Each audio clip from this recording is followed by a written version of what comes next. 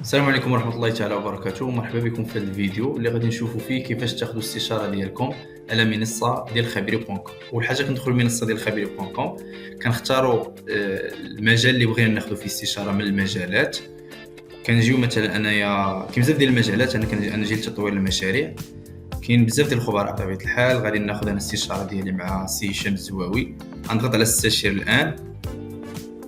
هنا كيبانوا لنا الخدمات اللي عنده اللي كيقدمهم في منصه ديال خبيري. انا نختار هنايا كونساي اون استراتيجي ونضغط على متابعه.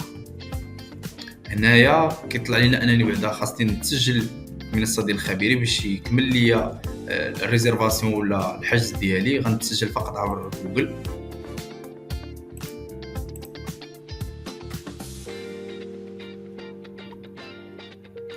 الان تم التسجيل. غنختار شحال من حصه بغيت، واش جوج ولا ثلاثه. انا نختار غير حصه وحده، وغادي نختار الجلسه غتكون ان شاء الله غدا يعني 11، وغنختارها تكون من جوج ونص. هذا هو التوقيت اللي بغيت تكون فيه الجلسه الاستشاريه. وغادي نضغط على لقد قرأت الشروط وندير هنا تاكيد الحجز.